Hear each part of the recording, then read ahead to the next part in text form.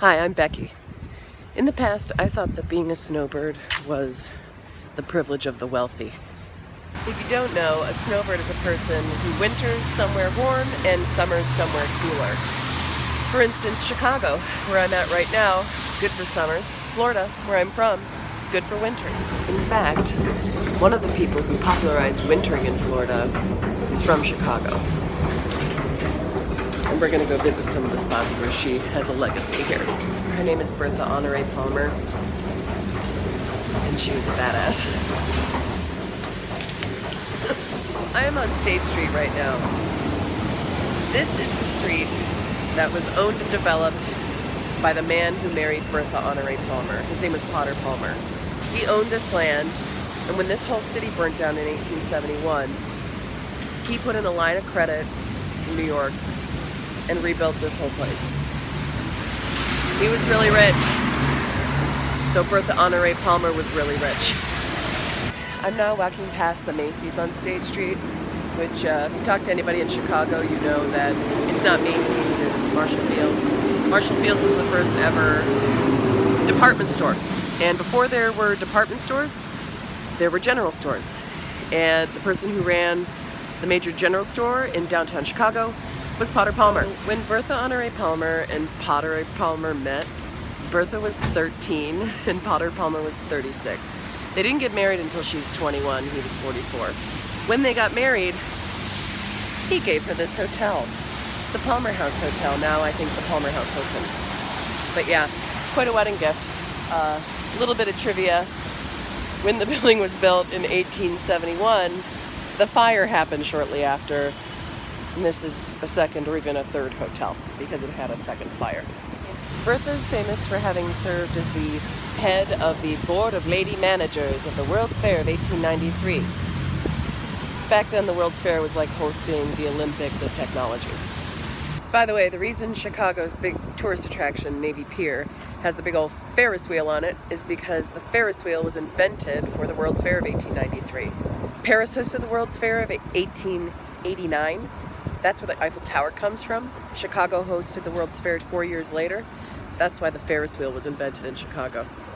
It wasn't this one, but it's the reason why Navy Pier is known for its Ferris wheel. And Bertha is credited with something that took place inside this hotel. So yeah, this is the hotel. But what she's known for was the restaurant. She worked with the chef to create something. But apparently she wanted to have a cake that she could serve in hand at the World's Fair, which is a pretty active place to be. And so they designed a denser, flavorful cake, a brownie. The other thing Bertha's best known for is for donating a huge art collection to the Art Institute of Chicago. Specifically, the best French Impressionism collection, except for the Louvre in Paris. Which, by the way, is Chicago's sister city, the only American sister city of Paris.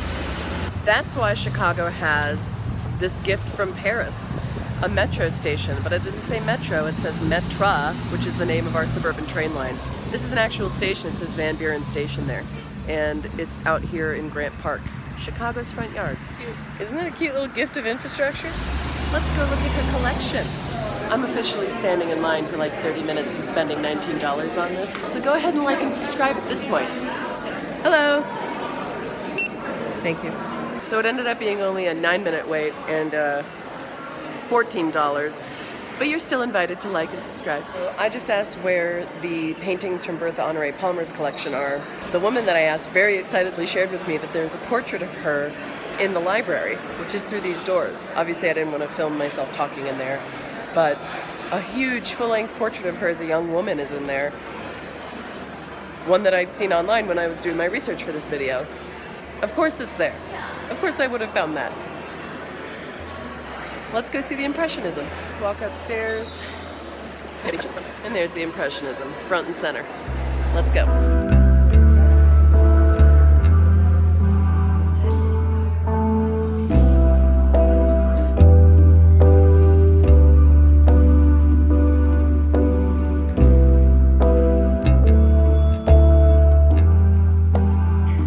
to see two impressionist paintings side by side of the same subject because it illustrates what most people think about impressionism, is that it's not about the subject at all, it's about the impression of the painter. They're painting the light that they see, they're not painting the thing that they see. So in two different times of day, you get two completely different paintings.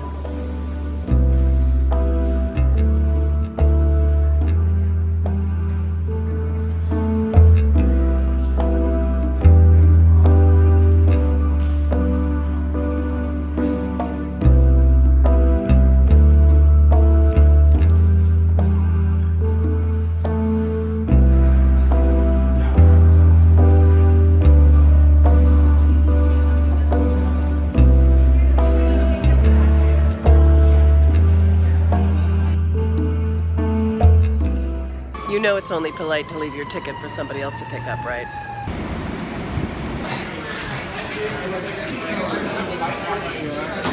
This is one of the remaining 7 private mansions on Lakeshore Drive. It is not nearly as ornate as the Palmer Castle was, where Bertha and Potter lived. But that castle got torn down and turned into high-rises in the 1950s, because that's what everybody did in the 50s.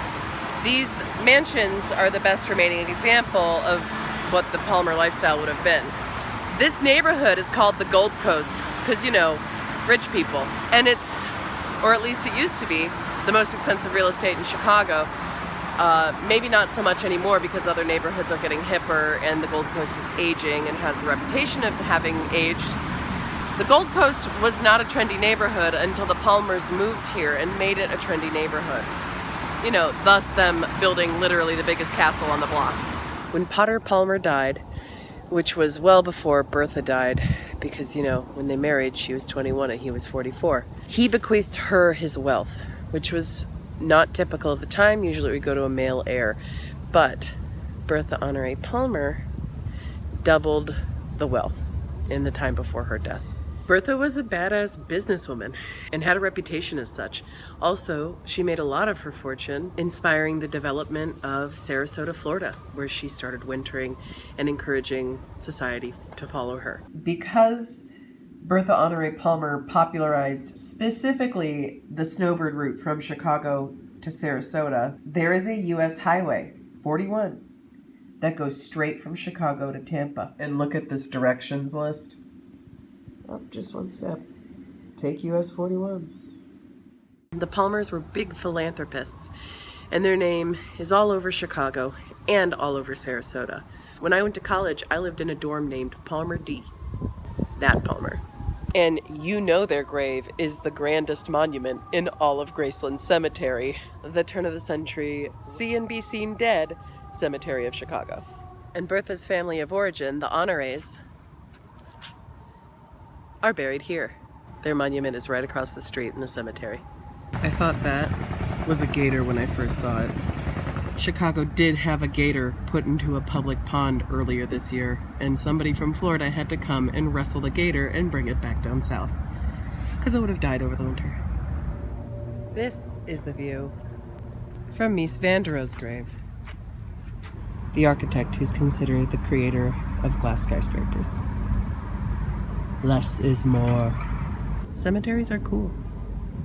That's the story that I have in my head when I think about snowbirds.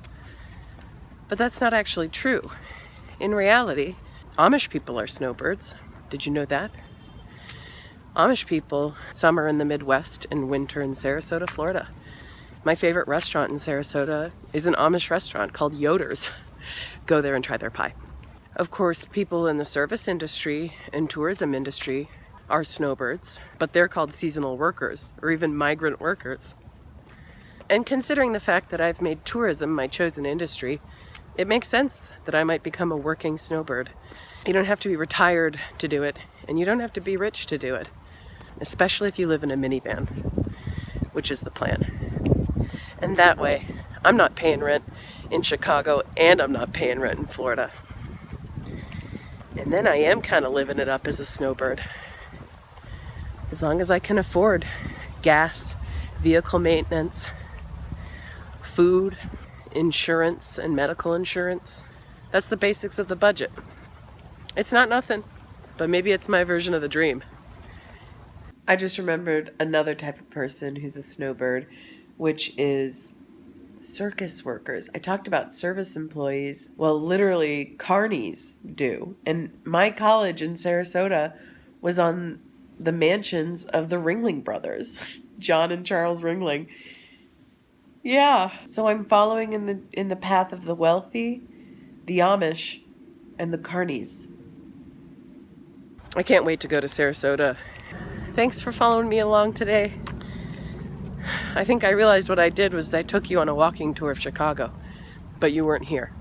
Maybe this YouTube thing is for me. So I guess in the meantime, rest in peace. Is there something good in there, Maui?